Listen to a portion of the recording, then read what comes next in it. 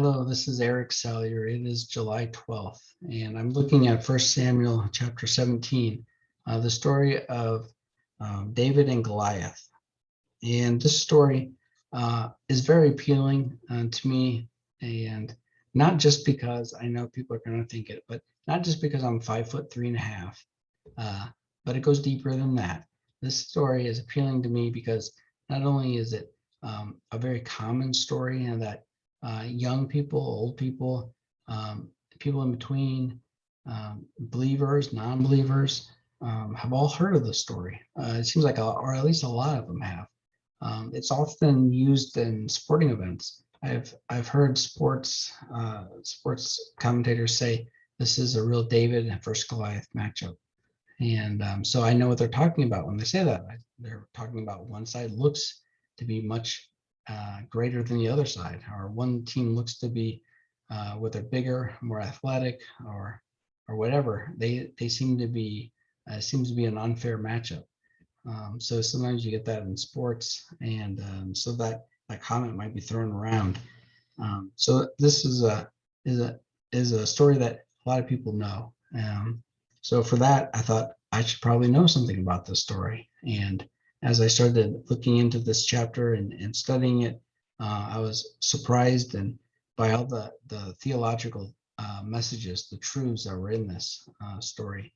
And not only are there some deep truths about God in the story, but these truths are very practical, and we get to watch them being played out and in front of us as we read. And I thought, wow, that's great. So it's well-known story. It's full of truth, and these truths are very practical. I thought, could it get any better? And then the more I read it, and with some notes and commentaries, I was able to see that through the help of others that this story is a foreshadowing of a greater David and a greater enemy than Goliath. And I thought, wow, it's talking about Jesus and being the greater David, and the greater enemy being sin, death, and Satan, being the greater Goliath. And so I thought, wow, this story, it connects the Old to the New Testament. The themes are the same, and there's so many things that are in common, and it's well known. It's got everything you want, and it's only one chapter.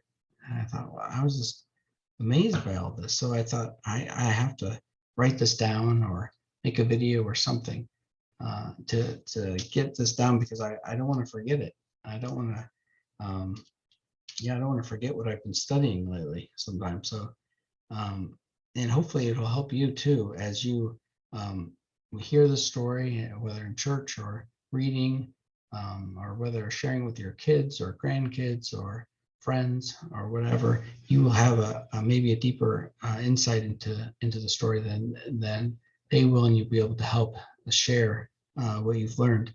So some of the things I've already told you that about the story that I like so much is the theological parts, the practical parts, the way it connects the Old and the New Testament, has the same themes.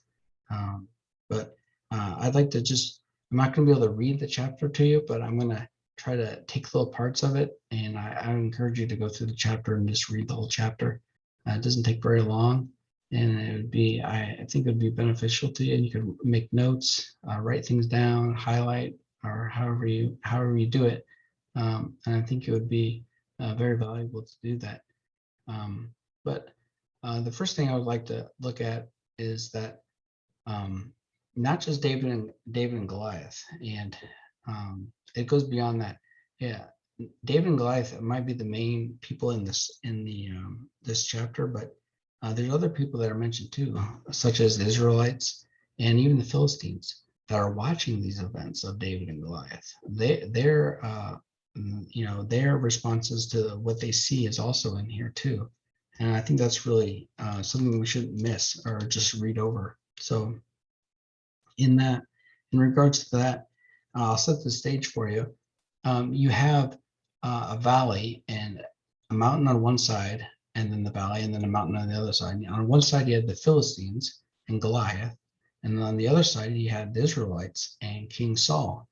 And what's interesting is that King Saul was picked to be king primarily because he was tall, taller than everybody else, probably looked the part of a king, and that's why he was chosen to be king, because of not because of his character or his relationship with God or anything, but it was primarily based on what he looked like.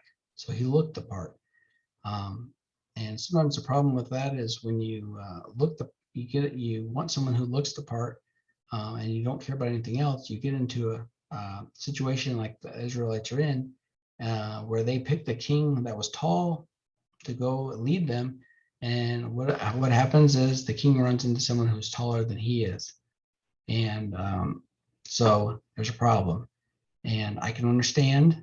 I am 5 foot 3.5, so I get it. I know what it's like to be short. And so, anyways, there's a problem where Saul is unable to lead his army to battle, and Goliath comes out and challenges not only Israel, but in doing that, he's challenging God himself. He's taking the people that represent, God, the special relationship that Israel had with God, and he's challenging them and God at the same time.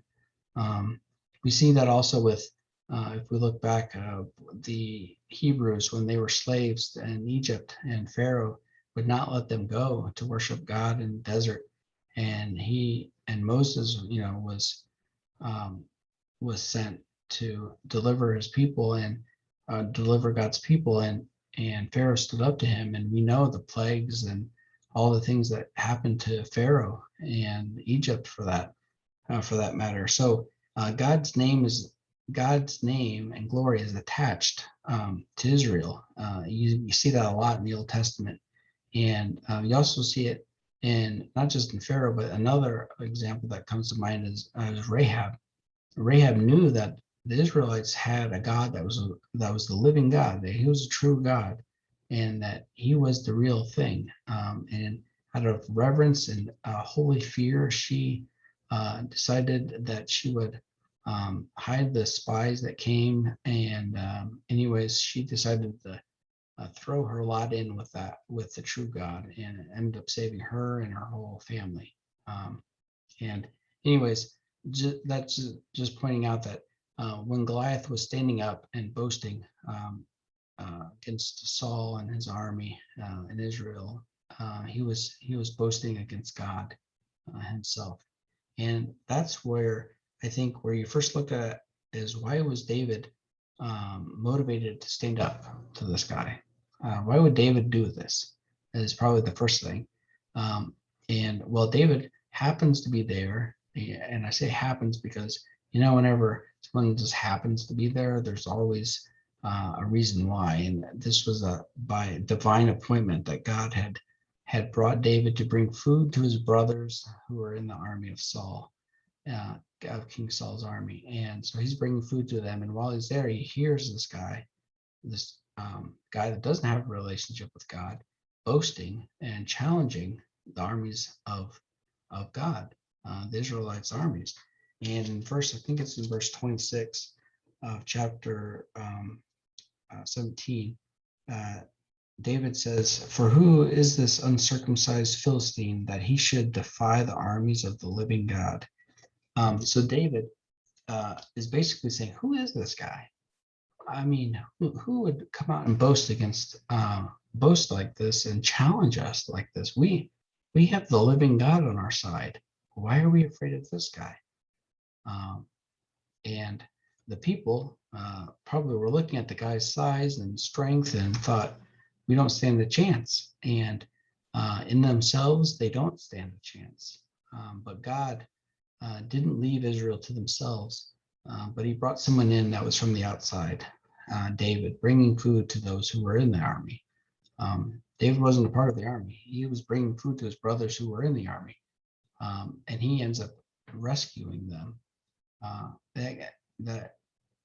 It's hard not to think of the New Testament and how all of us are under sin, and by nature and by choice, we are sinners, and left to ourselves, we cannot deliver ourselves. We are left to be afraid of God's judgment. kind of like Israel. They were within themselves, they couldn't do anything.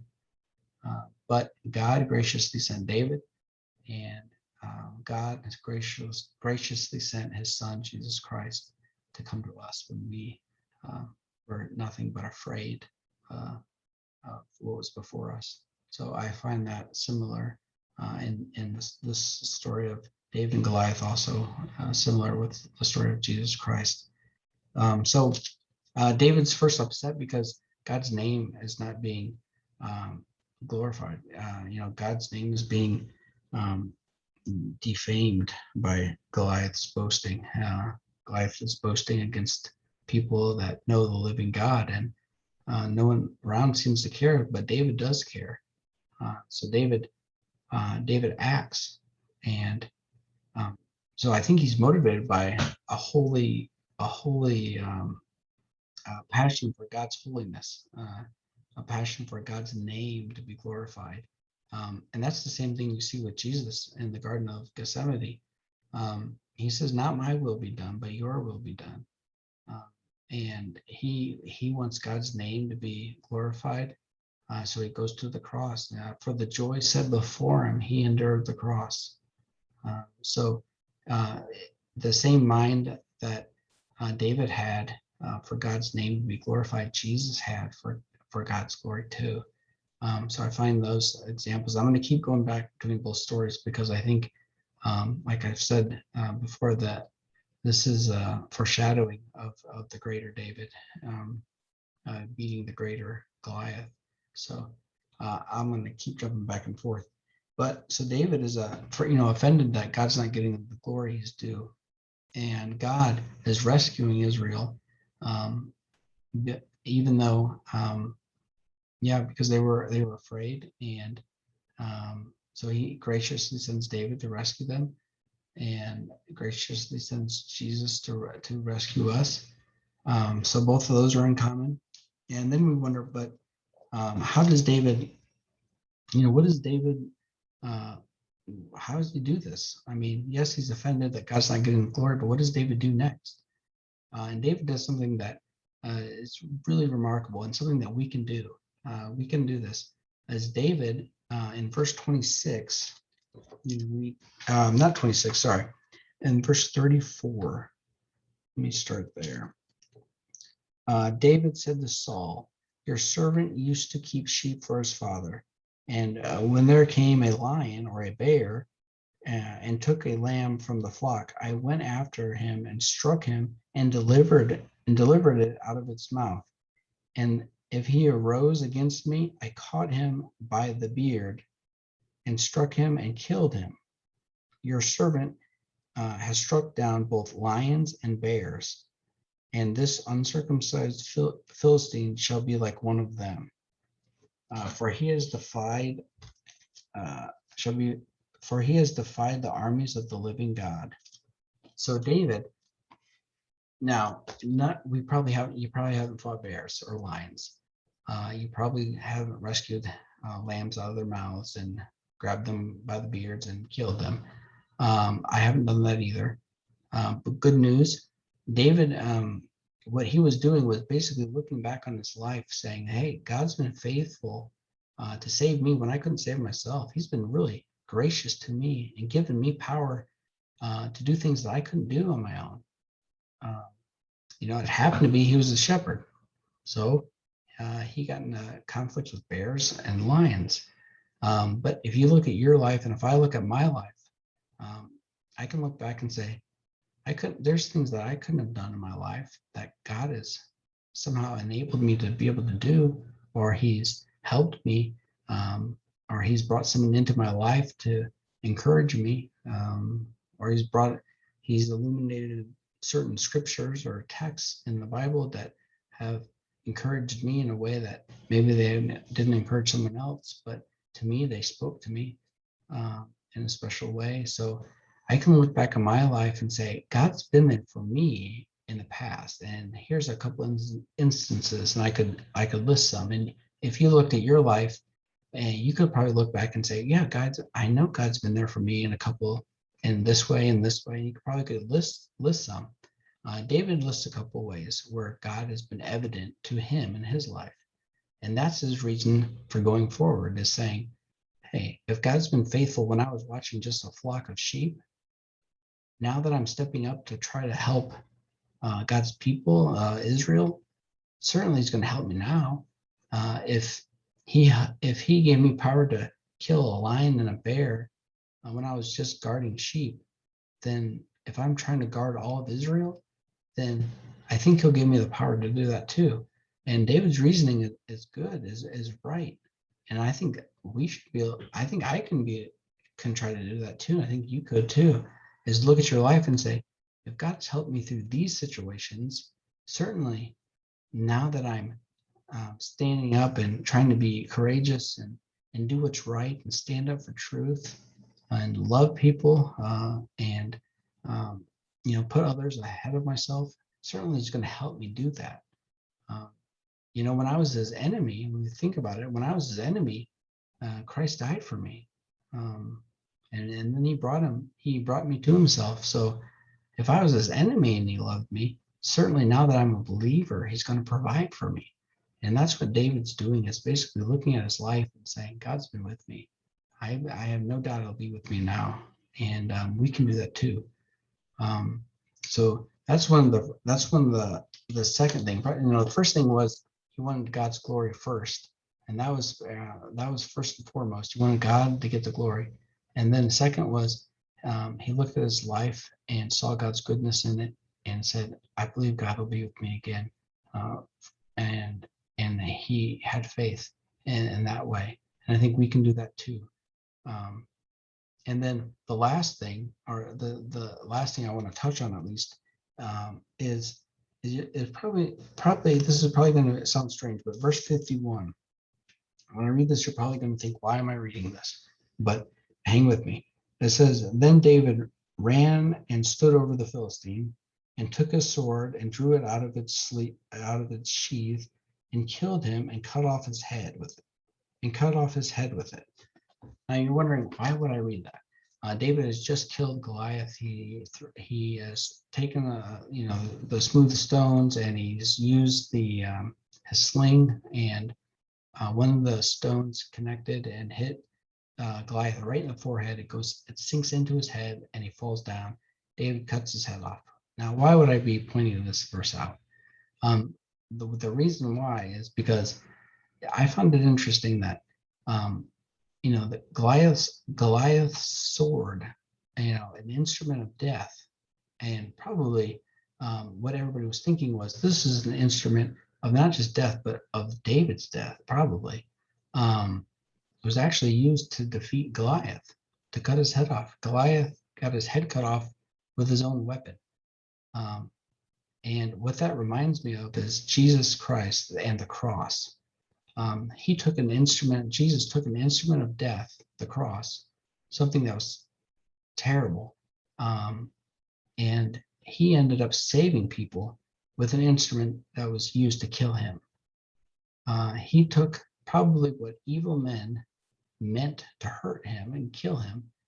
He ended up using that very thing to save millions and millions of people. It's an amazing thing that David used Goliath's sword for victory, and Jesus used wicked men's cross, or Roman men's cross, at least in regards to that, for his victory. And that God would use a cross for his victory, just like David would use a sword, his enemy's sword, for his. And I thought that was kind of interesting that, both Jesus and David ended up using what was meant to hurt them actually for their gain. And I thought that was pretty cool. And so that's why I read that verse. That's, to me, it comes out, it kind of makes sense. I don't know if it makes sense to you, but to me, it really made sense. And I thought, wow, that's something that matches up too. And then the next thing I wanted to look at quickly was, what was the response to this? First off, with the Israelites, what was their response before David? Well, they were terrified. If you read the beginning of chapter 17, you'll see that Israelites were terrified. They were fearful. They didn't do anything. Like I said, Goliath had come out multiple days, challenging them, and they were, they wouldn't do anything. They were terrified. But how did they respond to after David had his victory? And that's something to look at. So I'm going to look at this in chapter. Let's see, verse 11. This talks about how they're fearful. It says, when Saul and Israel heard the words of the Philistine, they were all dismayed and greatly afraid. So on one hand, they're greatly afraid and dismayed. And then if you read, I think it's 52.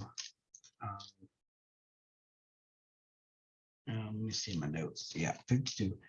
It says that, and the men of Israel and Judah rose and with a shout, and pursued the Philistines.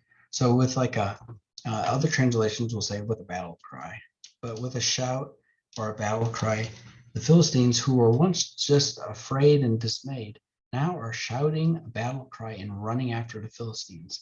So you take the Israelites and you're like totally afraid. David has his victory, all of a sudden full of zeal and courage, and now they're chasing the Philistines. These are two completely opposite things. One hand they're afraid, and then after David's victory, all of a sudden they're not afraid, and only now they're not just not afraid, they're actually pursuing the Philistines. And I was like, wow, that's a dramatic change, from being afraid to now pursuing them. And then I look in the New Testament, and I'm trying to connect these stories together of David and Goliath and Jesus and Satan and sin and death. So I look at Jesus and I look at his disciples and apostles, and I thought, he's in the garden and they all fell asleep, and he gets arrested and they all scatter. People say that, people bear witness that Peter knew Jesus and Peter denies him. And then Jesus is killed. Jesus allows himself to be killed and then is raised from the grave. And all of a sudden, these people that were afraid of being even recognized as being one of his followers are now proclaiming his message and being imprisoned and still not stopping, but proclaiming the message even more, even rejoicing that they were even persecuted. That didn't stop them at all, and so they were so bold. And you see this, so what a change. And the only thing that really changed was that Jesus died, and then he was raised. And when they saw him raised and had victory, that victory empowered them, and the Holy Spirit empowered them to go out and to live this new life of where they were going to not let fear or anything seize them or have control of them. They were going to live and run and chase after the Lord, and throw off anything that would hinder them. And whether it wouldn't matter if they were thrown in jail or prison or if they were martyred. They were going to be bold, and that's because they saw the Lord's victory, and they saw it with their eyes. And Thomas got to see it with his eyes and with his hands. He even touched Jesus. But we, through faith, have seen it too. And faith is being sure of what we cannot see. And so through the eye of faith, we've seen it too. And so what that means is if we've seen it through faith, then we shouldn't be acting like the Israelites before David had victory over Goliath, or like the apostles or disciples before or when Jesus got arrested. We should be acting like the Israelites after David won, and we should be acting like the disciples after Jesus rose from the grave. We should be, chasing the Philistines, or we should be in the same way. We should be proclaiming the good news and the gospel, whether persecution comes or imprisonment, we will rejoice at whatever comes our way. As long as we are doing what God wants, we will be satisfied in that. So I thought that was really cool connection between these two stories. Just a complete change from people that just witnessed it, and how that can be ours too through faith. So that was kind of cool. And like I've said, I'm looking over my notes just to make sure I didn't forget anything. But to wrap it up for you. But yeah, just as David won and beat Goliath and saved Israel, so Jesus comes in and saves us when we couldn't save ourselves, and beats sin and beats death and beats Satan. Uh, and like the Israelites, we're gonna spring to action too. And we don't fight against flesh or blood, but ours is a spiritual battle against sin, uh, and against the fear of the world. And I was also, this is a rabbit trail or something, but I was reading in Hebrews 11 about Moses, who he wrote, he would rather be mistreated with God's people than enjoy the fleeting pleasures of Egypt. And so Moses chose to be with God's people because, not because he didn't want to enjoy things, but because he was looking forward to his inheritance in heaven. And his joy was more wrapped up in what God's word says, and his joy was more wrapped up in God's promises than in these fleeting pleasures that the world has to offer that are contrary to what God's word says. And I think, wow, that's a great mindset to have. That's the mindset that we want to have too, is that we know that, like the apostles and disciples who were thrown in jail for what they believed in, if that would happen, that we would count that as joy, because we have something far more valuable than anything this world can offer. Um, what does earth have that we that compares to what heaven will bring us? And the answer is nothing.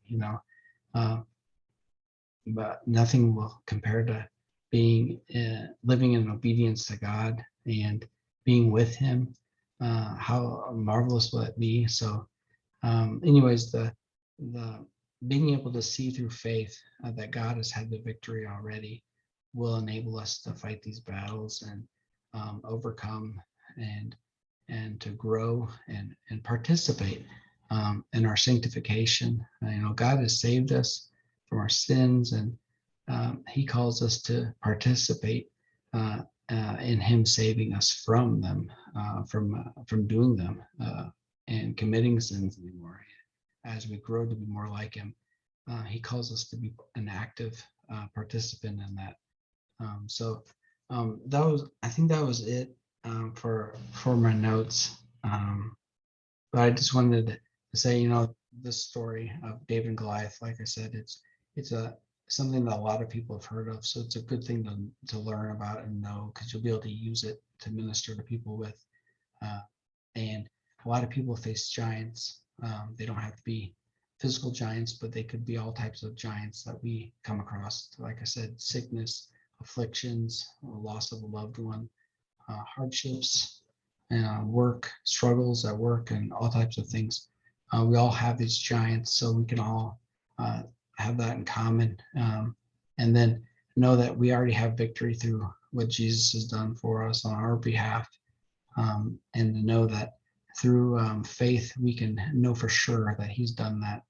And if we look back on our life like David did, we can know that God has been with us and He's helped us many times. And if we look at our life and attribute those things to Him, then we know for certain that when we go forward with Him, that He will, no doubt, He will be with us and all these things. I think that those things all combined just make the story a great story and make this chapter well worth reading over and over again, and making notes and checking them, and having conversations with whether it's mentors or discipleship people that you have in your life, and having conversations about it and seeing where you can grow and learn in this area. But I've really loved this chapter, and it's really encouraged me. So, and like David, I want us to have a zeal for God's glory, and like Jesus Christ, have a zeal for God's glory too, and put that first. So, yeah, thank you.